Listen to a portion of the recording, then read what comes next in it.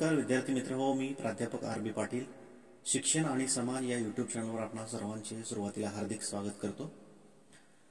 आपला आजचा जो व्हिडिओ आहे हा व्हिडिओ बीएड भाग 2 सत्र 4 यामधील course 9 creating and inclusive school सर्वसमावेशक शाळांची निर्मिती या विषयासंदर्भात आहे। या व्हिडिओमध्ये आपण या विषयासंदर्भातील वस्तुनिष्ठ प्रश्नांचा अभ्यास करणार आहोत। बीएड भाग 2 सत्र 4 मधील पर्यावरण शिक्षण याचबरोबर ज्ञान आणि अभ्यासक्रम भाग 2 या संबंधित व्हिडिओ सुद्धा मी यापूर्वी बनवलेले आहेत। याची लिंक मी डिस्क्रिप्शन बॉक्समध्ये देत आहे। याचा सुद्धा तुम्हाला परीक्षेच्या दृष्टीने नक्कीच उपयोग होईल। प्रश्न क्रमांक 1 समावेशित शिक्षणाच्या वैशिष्ट्यांसंदर्भात खालील अचूक विधाने ओळखा। विधान अ शाळा सर्व प्रकारच्या मुलांना प्रवेश देते। विधान ब गरजू मुले शिक्षणापासून वंचित राहतात। आता या ठिकाणी सुरुवातीला आपण प्रश्न व्यवस्थित पद्धतीने पुन्हा एकदा वाचणे अपेक्षित आहे, कारण समावेशित शिक्षणाच्या वैशिष्ट्यांसंदर्भात असं म्हटलेलं आहे। त्यामुळे या प्रश्नाचं उत्तर देण्यासाठी सुरुवातीला आपल्याला समावेशित शिक्षण ही संकल्पना माहिती असणे आवश्यक आहे। याचबरोबर समावेशित शिक्षणाची उद्दिष्टे माहिती असणे आवश्यक आहे आणि त्याचबरोबर त्याची वैशिष्ट्ये सुद्धा माहिती असणे अपेक्षित आहे। या ठिकाणी समावेशित शिक्षण म्हणजे शिक्षण प्रवाहामध्ये सर्वांचा समावेश होणे अपेक्षित आहे, हे आपल्याला वाचल्यानंतर लक्षात आलेलं आहे। शिक्षणाच्या वेगवेगळ्या संधी वेगवेगळ्या मार्गांनी वेगवेगळ्या पद्धतीने उपलब्ध करून देणे म्हणजे समावेशक शिक्षण ही सुद्धा व्याख्या आपल्याला या ठिकाणी सांगता येईल। याच पद्धतीने सर्वांना सहभागी करून घेणारे शिक्षण म्हणजे समावेशक शिक्षण हे सुद्धा आपल्याला या ठिकाणी म्हणता येईल। की समावेशक शिक्षणाच्या वैशिष्ट्यांसंदर्भात जेव्हा प्रश्न आपल्याला विचारला जाईल तेव्हा त्या ठिकाणी सुरुवातीला आपल्याला वैशिष्ट्ये त्याची माहिती असणे अपेक्षित। आता या ठिकाणी बघा पहिलं वैशिष्ट्य अ दिलेलं आहे, शाळा सर्व प्रकारच्या मुलांना प्रवेश देते। तर हे वैशिष्ट्य बरोबर आहे असं आपल्याला म्हणता येईल, कारण समावेशक शिक्षण म्हणजेच सर्वांना एकत्रित घेऊन दिले जाणारे शिक्षण आणि शाळा सर्व प्रकारच्या मुलांना प्रवेश देते हे नक्कीच या ठिकाणी बरोबर आहे विधान असं आपल्याला म्हणता येईल। याच पद्धतीने दुसरं विधान बघू, गरजू मुले शिक्षणापासून वंचित राहतात। आता या ठिकाणी हे जे विधान आहे हे विधान आपल्याला योग्य वाटत नाही, कारण गरजू मुले शिक्षणापासून वंचित सर्वसमावेशित किंवा समावेशित शिक्षणामध्ये राहतात असं आपल्याला म्हणता येणार नाही, कारण आपल्याला सामान्य मुलांच्या बरोबर जी विशेष मुलं आहेत किंवा सर्वांसाठी आपण शिक्षणाची संधी उपलब्ध करून दिलेली आहे, त्यामुळे गरजू मुलांना शिक्षणाची संधी या ठिकाणी मिळते हे विधान योग्य होऊ शकतं। परंतु या प्रश्नामध्ये गरजू मुले शिक्षणापासून वंचित राहतात असं विधान दिलेलं आहे, त्यामुळे हे 2 नंबरचं विधान आपलं चुकीचं आहे असं आपल्याला या ठिकाणी म्हणता येईल। याच्यावर आधारित पर्याय खाली दिलेले आहेत बघा। पर्याय 1 अ बरोबर, पर्याय 2 ब बरोबर, पर्याय 3 दोन्ही बरोबर, पर्याय 4 दोन्ही चूक। आता या ठिकाणी मग असे मी तुम्हाला सांगितल्या पद्धतीनं अ पर्याय आपला बरोबर आहे आणि ब पर्याय हा चुकीचा आहे। त्यामुळं समावेशी शिक्षणाच्या वैशिष्ट्यांसंदर्भात खालील अचूक विधाने ओळखा या प्रश्नाचं योग्य उत्तर आहे पर्याय क्रमांक 1 फक्त अ बरोबर। याच्यानंतरचा पुढचा प्रश्न आहे, सर्वप्रथम समावेशक शिक्षणाची संकल्पना टिंबटिंब साली मांडण्यात आली। 1990, 1991, 1998, 1997। योग्य उत्तर आहे पर्याय क्रमांक 1 1990। प्रश्न क्रमांक 3 संयुक्त राष्ट्राने टिंबटिंब हे वर्ष आंतरराष्ट्रीय अपंग वर्ष म्हणून जाहीर केले। 1990, 1991, 1980, 1981। या ठिकाणी योग्य उत्तराचा पर्याय आहे पर्याय क्रमांक 4 1981 हे वर्ष आंतरराष्ट्रीय अपंग वर्ष म्हणून संयुक्त राष्ट्राने जाहीर केलेले आहे। याच्यानंतरचा पुढचा प्रश्न आहे प्रश्न क्रमांक 4 RCI चे दीर्घरूप काय। पर्याय 1 रिहॅबिलिटेशन काउन्सिल ऑफ इंडिया, पर्याय क्रमांक 2 rehabilitation council committee of India, पर्याय क्रमांक 3 रिहॅबिलिटेशन काउन्सिल ऑफ इंडोनेशिया, पर्याय क्रमांक 4 रिहॅबिलिटेशन काउन्सिल ऑफ इंडियन। या ठिकाणी योग्य उत्तराचा पर्याय आहे रिहॅबिलिटेशन काउन्सिल ऑफ इंडिया। आता या प्रश्नाच्या माध्यमातून दुसरा प्रश्न कसा तयार होईल बघा, RCI ची स्थापना केव्हा झालेली आहे। तर या ठिकाणी 1986 हे सुद्धा उत्तर आपल्याला माहिती असणं अपेक्षित आहे।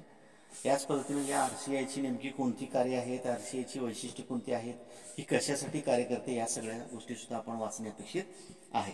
याच्यानंतर प्रश्न क्रमांक 5 सर्वसमावेशक शिक्षणात कोणाची भूमिका महत्त्वाची ठरते। 1 पालक, 2 शिक्षक, 3 शासन, 4 वरील सर्व. आता या ठिकाणी सर्वसमावेशक शिक्षणामध्ये पालक जागृत असणे आवश्यक आहे, त्यामुळे पर्याय क्रमांक 1 सुद्धा बरोबर आहे. शिक्षक जागृत असणं आवश्यक आहे आणि शिक्षकांनी वंचित किंवा जे गरजू मुलं आहेत त्यांना शिक्षणापर्यंत आणणे हे शिक्षकाचं कार्य आहे, त्यामुळे शिक्षक हा दुसरा पर्याय सुद्धा बरोबर आहे. याच पद्धतीनं पर्याय क्रमांक 3 शासन, सर्वसमावेशक शिक्षणामध्ये खऱ्या अर्थानं शासनाची भूमिका सुरुवातीला महत्त्वाची आहे, की शासनानं त्या पद्धतीच्या सोयी निर्माण करून देणं अपेक्षित आहेत. शिक्षकांनी पालकांच्यापर्यंत सर्व माहिती सांगणे अपेक्षित आहेत आणि पालकांनी सुद्धा आपल्या घरी जी गरजू किंवा जी अपंग मुले आहेत, कर्णबधिर मुले आहेत, अस्थिव्यंग मुले आहेत किंवा मतिमंद मुले आहेत किंवा अल्पदृष्टी मुले आहेत, दृष्टिहीन मुले आहेत, या सर्वांना शाळेच्या प्रवाहापर्यंत आणण्यासाठी सुरुवातीला पालकांनी सुद्धा संपर्क असणं आवश्यक आहे. त्यामुळं या ठिकाणी पालक, शिक्षक आणि शासन हे तिन्ही पर्याय आपल्याला बरोबर आहेत असं म्हणता येईल. त्यामुळं सर्वसमावेशक शिक्षणामध्ये कोणाची भूमिका महत्त्वाची ठरते या प्रश्नाचं योग्य उत्तर होईल पर्याय क्रमांक 4 वरील सर्व. याच्यानंतरचा पुढील प्रश्न आहे पहा. प्रश्न क्रमांक 6. अंधांची पहिली शाळा टिंबटिंब येथे सुरू झाली. 1 मुंबई, 2 दिल्ली, 3 चेन्नई, 4 अमृतसर. योग्य उत्तराचा पर्याय आहे अंधांची पहिली शाळा अमृतसर या ठिकाणी सुरू झाली. पर्याय क्रमांक 4 बरोबर आहे. प्रश्न क्रमांक 7. महाराष्ट्र राज्य अपंग कल्याण कृती आराखडा टिंबटिंब साली प्रकाशित करण्यात आला. 1999, 2005, 2001, 2010. योग्य उत्तर आहे पर्याय क्रमांक 3 2001. प्रश्न क्रमांक 8. 2016च्या अपंग कायद्यानुसार दिव्यांगांना सरकारी नोकरीमध्ये टिंबटिंब टक्के आरक्षण मान्य करण्यात आले आहे. 2%, 3%, 4%, 5%. आता या ठिकाणी 2016च्या अपंग कायद्यानुसार असं म्हणण्यात आलेलं आहे, त्यामुळे त्याचं योग्य उत्तर आहे पर्याय क्रमांक 3 4% आरक्षण सरकारी नोकऱ्यामध्ये अपंगांसाठी मान्य करण्यात आलेले आहे. याच्यापूर्वी 3% आरक्षण होतं. याच्यापूर्वीचा जो अपंग कायदा आहे तो अपंग कायदा 1995चा आहे, हे सुद्धा आपण लक्षात ठेवणं अपेक्षित आहे. प्रश्न क्रमांक 9. सेरेब्रल पाल्सी म्हणजे नेमके काय, किंवा सेरेब्रल पाल्सी हा आजार कशा संदर्भात आहे. पर्याय क्रमांक 1 मेंदूचा पक्षाघात, 2 मतिमंदत्व, 3 अक्षमता, 4 मानसिक आजार. योग्य उत्तर आहे पर्याय क्रमांक 1 मेंदूचा पक्षाघात. प्रश्न क्रमांक 10. आंतरराष्ट्रीय अपंग दिन कोणता. 10 डिसेंबर, 3 डिसेंबर, 21 डिसेंबर, 5 जून. योग्य उत्तराचा पर्याय आहे पर्याय क्रमांक 2 3 डिसेंबर आंतरराष्ट्रीय अपंग दिन म्हणून ओळखला जातो. प्रश्न क्रमांक 11. विशेष बालकांमध्ये न्यूनता कोणकोणत्या बाबतीत असू शकते. 1 बौद्धिक व मानसिक, 2 भावनिक व शारीरिक, 3 बौद्धिक व शारीरिक, 4 वरील सर्व. योग्य उत्तर आहे पर्याय क्रमांक 4 वरील सर्व. प्रश्न क्रमांक 12. अपंग व्यक्ती अधिकार कायदा 2016 नुसार दिव्यांग व्यक्तींना समानता, आदर, सचोटी विषयी हक्क इतरांप्रमाणे बजावता येईल ही सुयोग्य शासनाची जबाबदारी असते असे टिंबटिंब कलमात म्हटले आहे. कलम 3.1, कलम 4.1, कलम 5.1, कलम 6.1. योग्य उत्तराचा पर्याय आहे पर्याय क्रमांक 1 कलम 3.1. प्रश्न क्रमांक 13. सर्व अपंग मुलांना सर्वसामान्य शाळेमध्ये सामावून घ्यावे असे टिंबटिंब आयोगाने सर्वप्रथम सुचवले. 1 कोठारी आयोग, 2 मुदलियार आयोग, 3 राधाकृष्ण आयोग, 4 विद्यापीठ आयोग.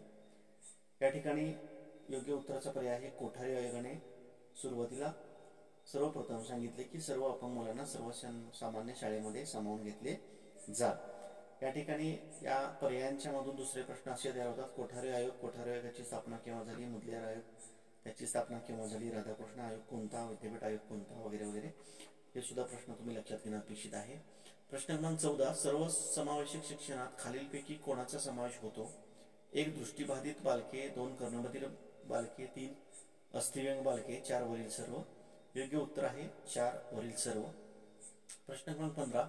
सर्व समावेशक शिक्षणामध्ये 1 सर्व बालकांना शिक्षण दिले जाते, 2 बालकांच्या गरजांचा विचार केला जातो, 3 विशेष अध्यापन पद्धती व तंत्रांनी बालकांना शिक्षण दिले जाते, 4 वरील सर्व.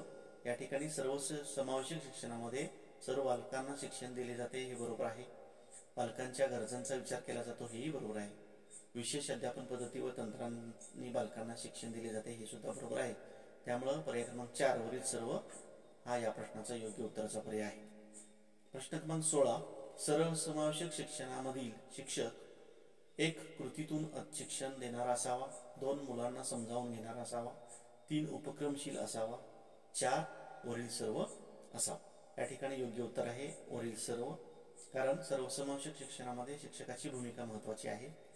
शिक्षकाने कृतीतून विद्यार्थ्यांना शिक्षण देणे आवश्यक आहे, त्याचबरोबर विद्यार्थ्यांना समजावून घेणे अपेक्षित आहे आणि त्या पद्धतीनं विद्यार्थ्यांच्या गरजेनुसार वेगवेगळे उपक्रमाच्या माध्यमातून सुद्धा अध्यापन करणं आवश्यक आहे. त्यामुळं सर्वसमावेशक शिक्षणामध्ये वरील तिन्ही पर्याय शिक्षकासाठी महत्त्वाचे आहेत. त्यामुळं पर्याय क्रमांक 4 वरील सर्व हे योग्य उत्तराचा पर्याय आहे असं आपल्याला म्हणता येईल.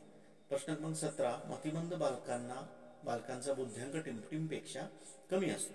10, 20, 50, 70. योग्य उत्तर आहे पर्याय क्रमांक 4. मतिमंद बालकांचा बुद्ध्यांक 70 पेक्षा कमी असतो. या ठिकाणी बुद्ध्यांक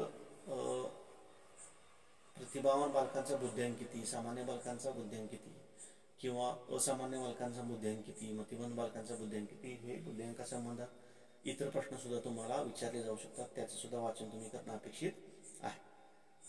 प्रश्न क्रमांक 18. ब्रेल लिपीचा वापर कोणासाठी होतो. 1. अंध, 2. कर्णबधीर, 3. सामान्य, 4. असलेली बालके. योग्य उत्तराचा पर्याय आहे ब्रेल लिपी ही अंधांशी संदर्भात असल्यामुळं पर्याय क्रमांक 1 अंध हे योग्य उत्तर आहे. प्रश्न क्रमांक 19. खालीलपैकी मतिमंदत्वाची लक्षणे कोणती. 1. पेन पेन्सिल धरता येत नाही, 2. समवयस्कांशी पटत नाही, 3. तोंडी प्रतिसाद योग्यरित्या देता येत नाही, 4. वरील सर्व. आता मतिमंद बालकांच्या मध्ये पहिल्या 3 पर्यायांमधील कोणतीही लक्षणे असू शकतात, त्यामुळे या ठिकाणी किंवा ती सर्व लक्षणे सुद्धा असू शकतात. त्यामुळे पर्याय क्रमांक 4 वरील सर्व हे योग्य उत्तर आहे असं आपल्याला म्हणता येईल. प्रश्न क्रमांक 20. अतितीव्र स्वरूपाच्या मतिमंदत्व असलेल्या मुलांचा बुद्ध्यांक टिंबटिंबपेक्षा कमी असतो. बघा मगाशी सुद्धा एक प्रश्न आपण बघितला बघा, मतिमंद बालकांचा बुद्ध्यांक किती असतो, तो 70 पेक्षा कमी असतो. याच पद्धतीने अतितीव्र स्वरूपाच्या मतिमंद बालकांचा किंवा मुलांचा बुद्ध्यांक हा 20 पेक्षा कमी असतो. त्यामुळे या ठिकाणी योग्य उत्तराचा पर्याय आहे पर्याय क्रमांक 3 20. याच्यानंतरचा पुढचा प्रश्न आहे बघा, प्रश्न क्रमांक 21. डिस्लेक्सिया प्रकारात खालीलपैकी कोणता दोष आढळतो.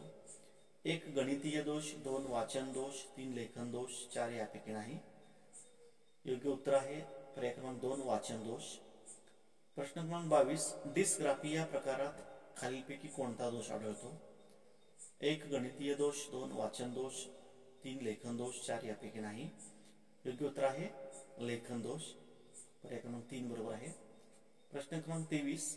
डिस्कॅल्क्युलिया प्रकारात खालीलपैकी कोणता दोष आढळतो. 1. गणितीय दोष, 2. वाचन दोष, 3. लेखन दोष, 4. यापैकी नाही.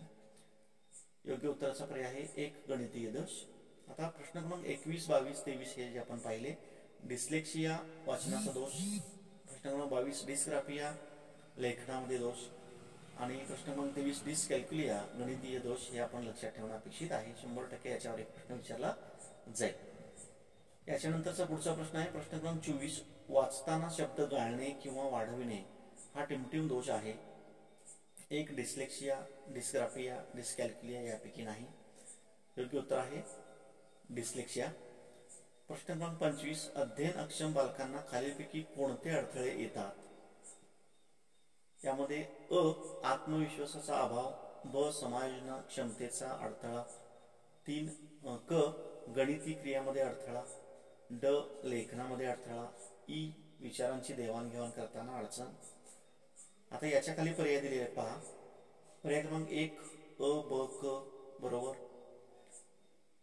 पर्याय क्रमांक 2 अ ब क ड बरोबर, पर्याय क्रमांक 3 अ ब बरोबर आणि पर्याय क्रमांक 4 अ ब क ड ई सर्व बरोबर. आता या ठिकाणी अध्ययन अक्षम बालकांना अ. आत्मविश्वासाचा अभाव येतो हे बरोबर आहे, ब. समायोजन क्षमतेचा अडथळा जाणवतो हे सुद्धा बरोबर आहे, क. गणिती क्रियामध्ये अडथळा येतो हे सुद्धा बरोबर आहे, ड. लेखनामध्ये अडथळा येतो हे सुद्धा बरोबर आहे, ई. विचारांची देवाणघेवाण करताना अडचण येते हे सुद्धा बरोबर आहे. त्यामुळं पर्याय क्रमांक 4 अ ब क ड ई हे सर्व बरोबर आहेत, हा योग्य उत्तराचा पर्याय. प्रश्न क्रमांक 26. ध्वनीचे मोजमाप टिंबटिंब एककात करतात. 1 डेसिबल, 2 मीटर, 3 किलोमीटर, 4 फूट. योग्य उत्तराचा पर्याय आहे ध्वनीचे मोजमाप डेसिबल या एककामध्ये केले जाते, त्यामुळे पर्याय क्रमांक 1 बरोबर आहे. प्रश्न क्रमांक 27. कर्णबधिरांचे शैक्षणिक दृष्ट्या प्रकार कोणते? 1 अंशतः बहिरा, 2 तीव्र बहिरा, 3 बहिरा अतितीव्र, 4 वरील सर्व. या ठिकाणी योग्य उत्तराचा पर्याय आहे वरील सर्व, कारण कर्णबधिरांचे अंशतः बहिरा, तीव्र बहिरा, बहिरा अतितीव्र हे 3 प्रकार पडतात. प्रश्न क्रमांक 28. कर्णबधिर बालकांच्या अडचणी संदर्भात खालील अयोग्य विधाने ओळखा. 1 विस्मरणाची समस्या जाणवते, 2 श्रवण यंत्र वापरून अध्ययनात अडचण येते, 3 व्यवसायात अडथळे येतात, 4 भाषेचा विकास होत नाही. आता या ठिकाणी प्रश्न आपण पुन्हा वाचणे अपेक्षित आहे, कारण कर्णबधिर बालकांच्या अडचणी संदर्भात खालील अयोग्य विधाने ओळखा असं म्हटलेलं आहे. त्यामुळं एकूण 4 पर्यायांच्या पैकी 3 पर्याय योग्य आहेत हे सुरुवातीला आपण ध्यानात घेणं अपेक्षित आहे आणि 1 पर्याय चुकीचा आहे. त्यामुळे या ठिकाणी पर्याय क्रमांक 2 श्रवण यंत्र वापरून अध्ययनात अडचण येते हा पर्याय अयोग्य आहे असं आपल्याला म्हणता येईल, कारण कर्णबधिर बालकांनी जर श्रवण यंत्र वापरले तर त्यांना अध्ययन किंवा ऐकू येईल, त्यांना अध्ययन चांगल्या पद्धतीने करता येईल.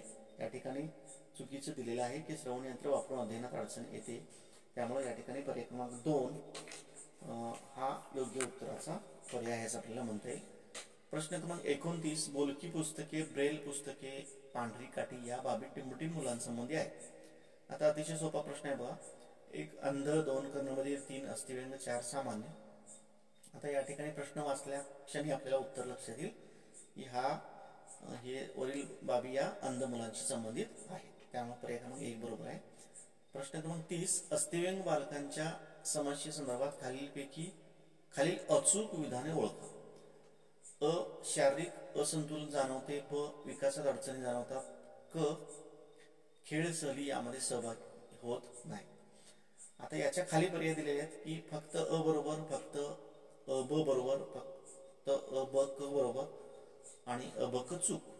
या ठिकाणी अस्थिव्यंग बालकांना शारीरिक असंतुलन जाणवते हे बरोबर आहे, विकासात अडचणी जाणवतात हे सुद्धा बरोबर आहे, खेळ सहली यामध्ये सहभाग घेताना त्यांना ते लवकर घेत नाहीत किंवा त्यामध्ये सुद्धा अडचणी त्यांना जाणवतात, त्यामुळे पर्याय क्रमांक क सुद्धा बरोबर आहे. त्यामुळे या ठिकाणी पर्याय क्रमांक 3 अ ब क हे तिन्ही बरोबर हा योग्य उत्तराचा पर्याय. प्रश्न क्रमांक 31. मेंदूच्या पक्षाघाताबाबत खालील कारणे ओळखा. अ जन्मतः मूल न रडणे, ब बाळाच्या गळ्याभोवती नाळेचा वेढा पडणे, क कवटीचा आकार लहान असणे, ड वेळे अगोदर बाळाचा जन्म होणे, ई माथेला असणारे वेगवेगळे आजार. आता या ठिकाणी अ ब क ड ई ही 5 कारणे मेंदूच्या पक्षाघातासंदर्भात दिलेली आहेत. यातली योग्य कारणे आपल्याला ओळखायची आहेत. यामध्ये फक्त अ ब बरोबर, फक्त अ ब ई बरोबर, अ ब क ड ई सर्व बरोबर, अ ब क ड ई सर्व चूक. आता या ठिकाणी मेंदूच्या पक्षाघाताबाबत वरील सर्व कारणे बरोबर आहेत, त्यामुळे प्रश्न क्रमांक 31 चे योग्य उत्तर आहे पर्याय क्रमांक 3 अ ब क ड ई सर्व बरोबर. प्रश्न क्रमांक 32. स्वमग्न बालकांच्या लक्षणासंदर्भात खालील चुकीची विधाने ओळखा. आता या ठिकाणी स्वमग्न बालक म्हणजे नेमकं काय हे आपल्याला सुरुवातीला माहिती असणं आवश्यक आहे. त्यांची लक्षणं नेमकी कोणती असतात हे माहिती असणं आवश्यक आहे, तरच या प्रश्नाचं आपल्याला योग्य पद्धतीने उत्तर देता येईल. आता या ठिकाणी लक्षणे काय दिलेली आहेत बघा. अ खऱ्या धोक्याची पण भीती नसणे, ब असंबंध हसणे, क दिनक्रमात बदल होऊ देत नाहीत, ड नजरानजर टाळणे, ई मुलांमध्ये मिसळतात, फ सांगितलेले समजते. आता अ ब क ड ई फ ही विविध लक्षणे या ठिकाणी दिली आहेत. या लक्षणांच्या मधील चुकीची लक्षणे नेमकी कोणती आहेत हे आपल्याला शोधायचं आहे. पर्याय क्रमांक 1 अ ब, पर्याय क्रमांक 2 क ड, पर्याय क्रमांक 3 ड ई, पर्याय क्रमांक 4 ई फ. आता या ठिकाणी पर्याय क्रमांक 4 ई फ हे योग्य उत्तराचा पर्याय असं आपल्याला म्हणता येईल. आता या ठिकाणी आपण परत एकदा पाहू की ई आणि फ मुलांमध्ये मिसळतात हे या ठिकाणी चुकीचं आहे स्वमग्न बालकांच्या संदर्भात, कारण स्वमग्न बालके ही स्वतःमध्ये मग्न असतात, ती मुलांमध्ये मिसळत नाहीत। याच पद्धतीने सांगितलेले समजते त्यांना, हे सुद्धा आपल्याला म्हणता येत नाही। त्यामुळे ई आणि फ हे या ठिकाणी योग्य उत्तराचा पर्याय आहे, कारण ही दोन विधाने चुकीची आहेत असं आपल्याला म्हणतात। याच्यानंतरचा पुढचा प्रश्न आहे प्रश्न क्रमांक 33, जागतिक अंध दिन कोणता? 15 सप्टेंबर, 15 ऑक्टोबर, 15 नोव्हेंबर, 15 डिसेंबर। योग्य उत्तर आहे पर्याय क्रमांक 2, 15 ऑक्टोबर। त्यानंतरचा पुढचा प्रश्न आहे प्रश्न क्रमांक 34, जागतिक कर्णबधिर दिन कोणता? 30 सप्टेंबर, 30 ऑक्टोबर, 30 नोव्हेंबर, 30 जानेवारी। योग्य उत्तर आहे पर्याय क्रमांक 1, 30 सप्टेंबर। प्रश्न क्रमांक 35, टिमटिम हा दिवस जागतिक आरोग्य दिन म्हणून साजरा केला जातो। 1, 7 एप्रिल, 2, 7 मे, 3, 7 जून, 4, 7 जुलै। योग्य उत्तर आहे 1, 7 एप्रिल। प्रश्न क्रमांक 36, अपंग आर्थिक व वित्त महामंडळ टिमटिम येथे आहे। पुणे, नाशिक, मुंबई, नागपूर। योग्य उत्तर आहे पर्याय क्रमांक 3, मुंबई। प्रश्न क्रमांक 37, दृष्टिदोषाचे प्रकार कोणते? 1, पूर्ण दृष्टिहीन, 2, अंशतः दृष्टी, 3 पर्याय 1 व पर्याय 2, 4 यापैकी नाही। योग्य उत्तराचा पर्याय आहे पर्याय क्रमांक 3, 1 व 2 दोन्ही, कारण दृष्टिदोषामध्ये पूर्ण दृष्टिहीन व अंशतः दृष्टी, अंशदृष्टी असे त्याला म्हटलं जातं। प्रश्न क्रमांक 38, मेंदू पक्षाघातामध्ये एका हात किंवा पायावर परिणाम झालेला असतो, याला टिमटिम म्हणतात। 1, मोनोप्लेजिया, 2 डिस्लेक्सिया, 3 हेमिप्लेजिया, 4 यापैकी नाही। योग्य उत्तराचा पर्याय आहे 1, मोनोप्लेजिया। प्रश्न क्रमांक 39, लुई ब्रेल जयंती टिमटिम दिवशी साजरी केली जाते। 1 जानेवारी, 2 जानेवारी, 3 जानेवारी, 4 जानेवारी। योग्य उत्तर आहे पर्याय क्रमांक 4 जानेवारी। प्रश्न क्रमांक 40, जागतिक पांढरी काठी दिन कोणता? 1, 15 ऑक्टोबर, 2, 15 नोव्हेंबर, 3, 15 डिसेंबर, 4, 15 जानेवारी। योग्य उत्तराचा पर्याय आहे 1, 15 ऑक्टोबर।